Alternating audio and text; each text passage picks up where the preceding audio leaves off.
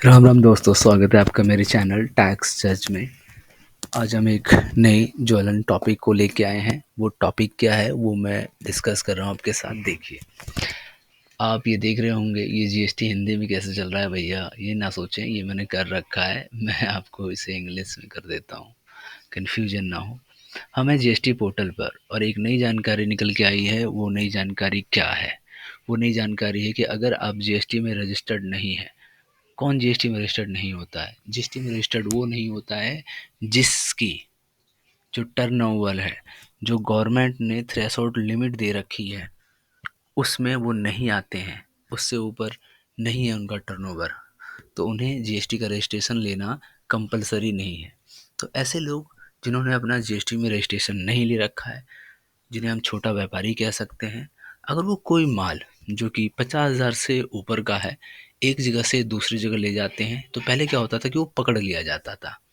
लेकिन अब इसके लिए एक सुविधा ला दिया गया है पोर्टल पे, और उसमें बताया गया है कि अगर आप एक छोटे व्यापारी हैं जो कि जीएसटी में रजिस्टर्ड नहीं है लेकिन आप काम करते हैं, तो आप ईबे बिल में अपने आप को रजिस्टर्ड करके और अपना एक जीएसटी की तरह ही एक आपकी आईडी बन जाएगी और उससे आप अपना ईबे बिल बना सकते हैं धूमधाम तरीके से। तो आज हम यही सीखने वाले हैं कि हम जीएसटी में रजिस्टर्ड नहीं हैं, क्योंकि हमें उसकी रजिस्ट्रेशन की आवश्यकता नहीं है। हमारी थ्रेशोल्ड लिमिट जो टर्नओवर की है वो वहाँ तक रीच नहीं करती है। लेकिन हमें एक ऐसे माल को एक जगह से दूसरी जगह ले जाना है बेचने के लिए या खरीदने के लिए, तो हम क्या करें? हम अपने आप को कैसे रजिस्टर्ड करें इस पोर्टल पे? इसके बारे में जानकारी गवर्नमेंट ने हमारे साथ साझा करी है। जैसे कि देख रहे हो आप, मैं आपको ये न्यूज़ सेक्शन में, न्यूज़ एंड अपडेट सेक्शन में मैं आपको ये चीज़ दिखा रहा हूँ। तो यहाँ पे आप देखें कि यहाँ पे हमारे पास कई अपडेट आई हैं, जिसमें से जो जिस अपडेट की मैं बात कर रहा हूँ वो अपडेट व्यू ऑल में जाके मुझे देखना पड़ेगा। शायद थोड़ा सा वीडियो बनाने में मैं लेट कर रहा हूँ, नहीं तो हम पहले वहाँ तक पहुँच जाते। तो ये है वो अपडेट। यहाँ बताया गया है, ये 15 फरवरी को इन्होंने ये न्यूज़ हमारे साथ साझा करा था, और इन्होंने कहा था कि जो एक फॉर्म है जिसे हम ANR03 बोल रहे हैं, वो ये ऐसे लोगों के लिए आया है जो अनरजिस्टर्ड है और ईबे बिल पोर्टल पे जाके अपना ईबे बिल जनरेट करते हैं। मैं आपको यहाँ बता दूँ कि आपने देखा होगा कि ईबे बिल वाले जो सीज वाले होते हैं, गाड़ी सीज करने वाले, वो बहुत पकड़ रहे हैं। अगर आपके पास ईबे बिल नहीं है, आप उनसे कहते रह जाओ कि सर हम रजिस्टर्ड नहीं है इसमें, वगैरह वगैरह।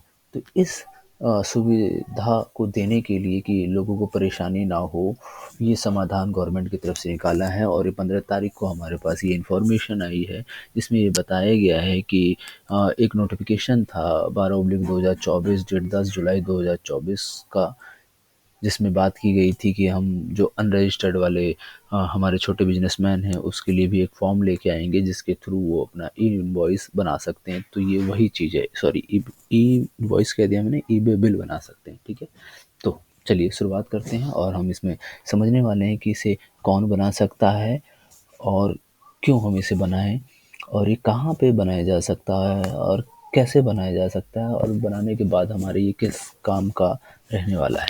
तो शुरुआत करते हैं। सबसे पहले मैंने आपको ये नोटिफिकेशन दिखाया है, जिस नोटिफिकेशन में हमें गाइड किया गया है। आप इसे अपना जो भी लैंग्वेज आपको अच्छा लगता है उस लैंग्वेज में भी इसे आप कन्वर्ट कर सकते हैं। यहाँ पे जाके आप इसे अगर यहाँ पे ट्रांसलेटर रहता है, ट्रांसलेटर में जाएंगे तो ये ऑप्शन मिल जाएगा आपको, और यहाँ से आप इसे अगर हिंदी में कन्वर्ट करना चाहें तो हिंदी में भी इसे आप कन्वर्ट कर सकते हैं।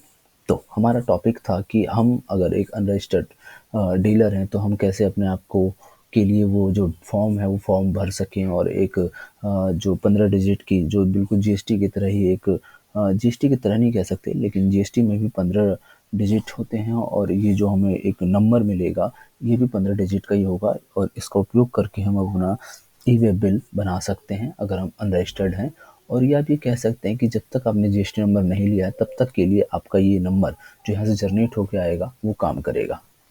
तो सबसे पहले ये नोटिफिकेशन आपने पढ़ लिया, और नोटिफिकेशन पढ़ने के बाद अगर आपको इसमें अपने आप को रजिस्टर्ड करना है तो उसके लिए क्या करना पड़ेगा? उसके लिए आपको जाना पड़ेगा ई वे बिल सिस्टम पे। ई-वे बिल सिस्टम पे आप जाएँगे तो आपको ऐसा एक डैशबोर्ड मिलेगा। इस डैशबोर्ड में अगर आप रजिस्ट्रेशन पे जाते हैं तो यहाँ पे आपको enrolment for URP unregistered person का ऑप्शन मिलेगा। यहाँ पे आप जाएँ। यहाँ जाने के बाद ये है उस फॉर्म जिस फॉर्म की बात इस नोटिफ़िकेशन के थ्रू की गई है। मैं इसे इंग्लिश में कर रहा हूँ ताकि जो मेरी ऑडियंस है, जो मेरे सहयोगी दोस्त हैं, उन्हें समझने देखने में सुविधा हो जाए। ठीक है। तो यहाँ पे आप देख रहे हैं कि ये वो फॉर्म है जिस फॉर्म की बात यहाँ की जा रही थी। तो इस फॉर्म को ही हमें फिल करना होता है। अब समझते हैं कि इस फॉर्म में क्या होता है। सबसे पहले तो मैं ये बताना चाह रहा था कि ये फॉर्म आपको कहाँ मिलेगा। तो ये आपको फॉर्म पता चल गया कि ये ई-वे बिल के पोर्टल पे रजिस्ट्रेशन टैब में जाके और उसके अंदर ये मिल जाएगा आपको। ठीक है। तो ये फॉर्म पे आप पहुँचने के बाद इस फॉर्म को आप कैसे भरेंगे? तो इस फॉर्म को भरने का तरीका है कि आप अपना स्टेट डालें, आप किस स्टेट से हैं, आप अपना पैन नंबर डालें, उस पैन को वैलिडेट करें और आप जो अपना माल जो ट्रांसपोर्ट करेंगे, माल को सिर्फ आप रिसिपिएंट बनेंगे या आप माल भेज भी सकते हैं। तो मेरे हिसाब से तो आप बोथ कर लें, क्योंकि अगर आप एक छोटे डीलर हैं तो आपको कभी माल भेजना पड़ेगा, कभी मंगाना पड़ेगा। तो आप बोथ पे यहाँ क्लिक करें। हम बात कर रहे हैं कि ये जो फॉर्म आया हुआ है इसे कैसे भरें। उसके बाद अपना आप एड्रेस डालें यहाँ पे, जो भी आपके बिज़नेस का एड्रेस है वो यहाँ पे डाले जाएगा। आपका जो मेल है बिज़नेस का वो डालेगा, आपका मोबाइल, उस मोबाइल को आप वेरीफ़ाई करेंगे यहाँ पे। इसके बाद आप अपना यूज़र आईडी बनाएँगे। ये यूज़र नेम जो है ये आप अपना खुद से बना सकते हैं और इसे चेक कर सकते हैं। ये बिल्कुल वैसे ही जैसे हम जीमेल बनाने के लिए जाते हैं और वहाँ अपना यूज़र नेम डालते हैं, कुछ वो हमें ऑप्शन में दे देता है और कुछ हम चेक करके बता देता है कि भाई ये अवेलेबल नहीं है। तो ये ठीक उसी तरह से आप यूज़र नेम अपने हिसाब से इसमें रख सकते हैं। पासवर्ड फिर आप इसमें अपने हिसाब से रखें। यहाँ पे आप वेरिफिकेशन पे क्लिक करें, कैप्चर डालें और कैप्चर के बाद जब इसे आप फाइनल सबमिट कर देंगे तो आपको एक मिल जाएगा नंबर।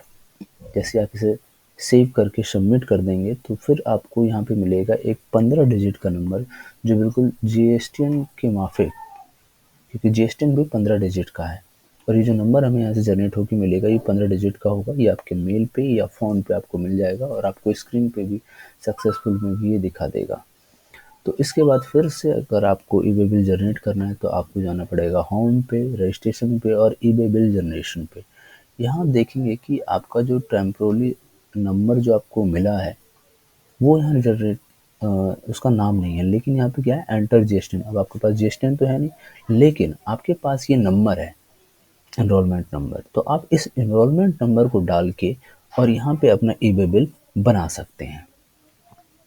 तो मैंने ये तरीका बता दिया कि ये फॉर्म आपको कहाँ मिलेगा। चलिए आगे बात करते हैं कि ये किन लोगों को बनाना चाहिए। तो ऐसे लोगों को के लिए सुविधाजनक है जो अनरजिस्टर्ड हैं, छोटे डीलर हैं और जिन्हें जीएसटी में रजिस्ट्रेशन लेने की आवश्यकता नहीं पड़ी है। वहाँ के जो स्टेट लॉ है उसके हिसाब से जो थ्रेशोल्ड लिमिट है उसे उन्होंने क्रॉस नहीं करा है। तो इसके बाद हमने बात कर लिया कि इस फॉर्म को कैसे फिल करना है हमें। उसमें स्टेट डालेंगे, पैन डालेंगे, एड्रेस डालेंगे, मोबाइल नंबर डालेंगे। देन इसमें जो दूसरी बात थी 15 कैरेक्टर का, जीएसटी नंबर भी हमारा 15 नंबर का होता है और ये भी हमें 15 नंबर का एक डिजिट मिल जाएगा जो जीएसटी नंबर की तरह ही हमें काम करेगा।